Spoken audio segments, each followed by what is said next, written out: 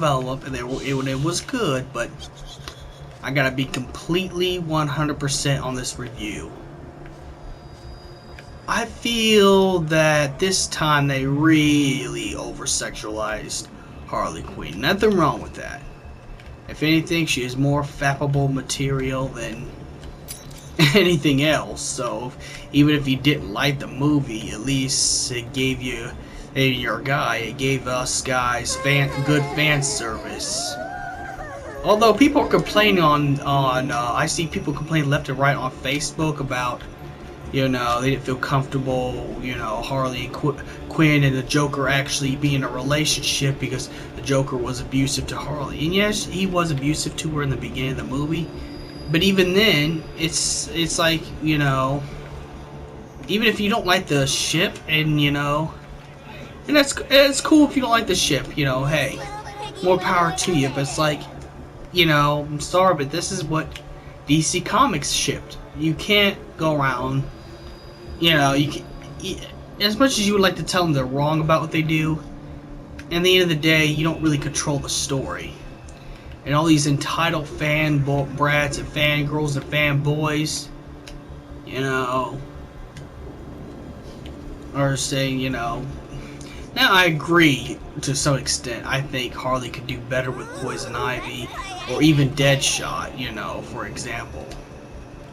You know, I'd even like to see her with Deadshot. That's just my personal preference. Or Poison Ivy. But that's just my personal preference right there on that. But nonetheless, it is what it is, okay? And you can't boycott comics altogether because you don't like what they do in a story, you know?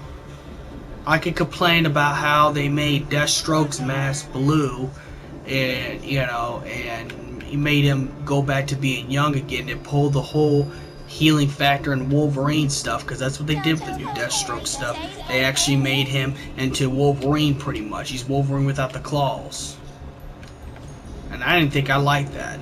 And that's just my opinion. But I'm not going to go boycott DC Comics because of something I don't like, you know? That's stupid. That's just, you know, retarded.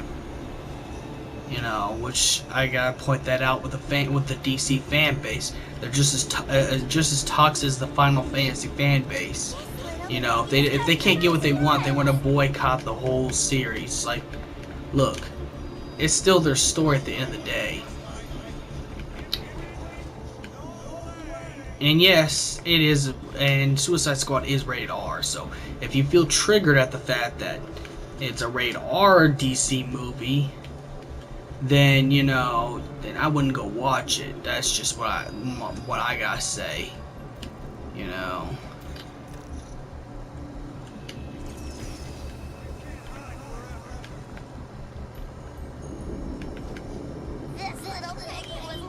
Now, to be honest, I gotta be completely honest, going back to Harley Quinn as a character, I honestly think, if anything, they just made her more fappable than she was in the Arkham games. And I'm not gonna lie, I mean, it's fine. It is what it is. Hey, if you want to sexualize your characters, you do whatever you want. Just, you know, I just gotta point that out, that you can't call me a sexual pig or pervert.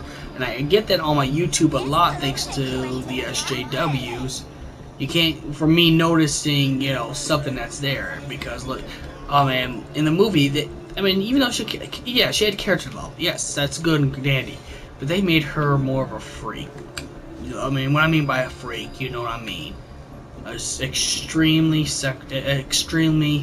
perverse woman. I mean, I'll be honest right now, that version of Harley Quinn has a bigger sex drive than I will ever have, and that I'll ever have.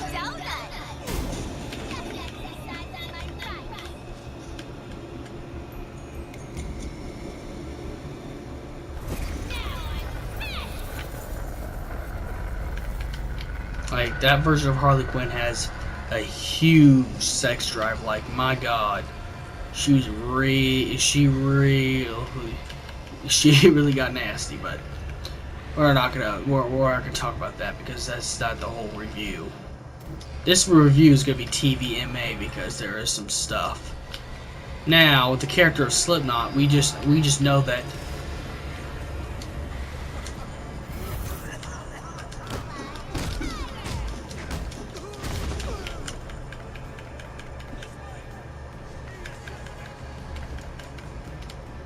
we knew with Slipknot, I think he was only a test character, like to see if the bombs are real. That's why they made him try to escape and stuff like that, to see if the bombs were real, and they were. The bombs blew up in the head, just like if anything, this movie's actually more of Batman Assault on Arkham live action more than it was its own entity. It had different things to it. Now, there's other characters I actually like. I like Diablo because his backstory was like the most tragic of all of them, you know. And there's a reason why he really doesn't want to hurt people anymore because, you know, he lost his family because of his power. But then Will Smith puts him in check as Deadshot, and Deadshot, you know, gets his face and starts some mess just to put him in check so he can get better, and he did. He actually helped the team, and you know what? And Diablo's like, look, I'm not gonna lose this. I'm not gonna lose my neck. I lost my family. I'm not gonna lose this family either. So now they consider, now it's not just working together. I really think that these people think of each other as family. And even though, you know,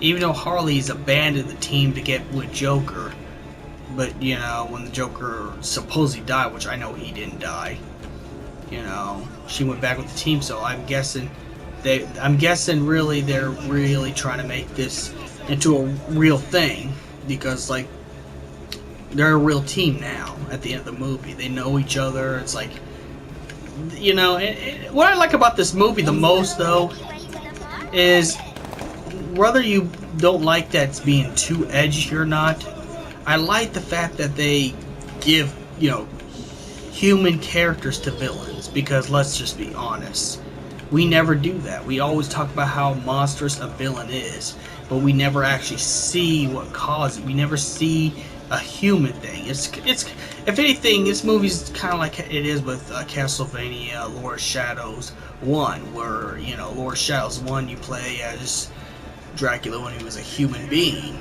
You know, when he was a human being, he was a good guy. You got to play his human, you know, humanized self. And I think we need to have that for more villains. I think for any fan fiction or fan anything or fiction, we need to have more stuff tailored to showing also the human side of each villain. Because that's what I liked about this movie, is that it showed that there's good in not every bad guy is the same. They're not just every cliche thing. Because, you know, Deadshot, which was Will Smith's character, he had a lot going on. He wanted to put his daughter through college and everything. That's why he joined, to put his daughter through college, and, you know.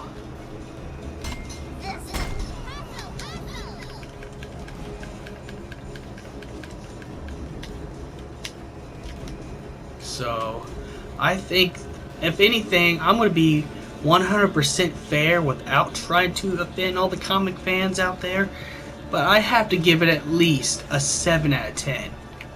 It wasn't masterpieceful, but make that an 8, because at least it had tried to take itself seriously. So it stayed what it is, and it comedic, and, you know, all about these villains that don't get much play in the game besides, you know, Harley. And 8 for a good Joker. And there's also other things too I liked about the movie too. I also like that they put Batman and Flash. They put Batfleck, which is Ben Affleck, in his, you know, bat suit, and the new Flash for the Justice League. So they put some good cameos in there. So yeah, to be fair, it's gonna be 8 out of 10. That's the best I could do for this movie.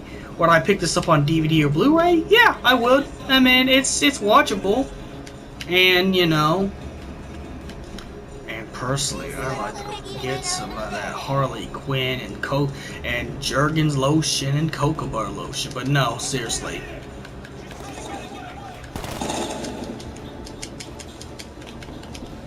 You know, but personally, I think I would own it on DVD. It is watchable. But yeah, 8 out of 10 is the best I can give this, and that's it.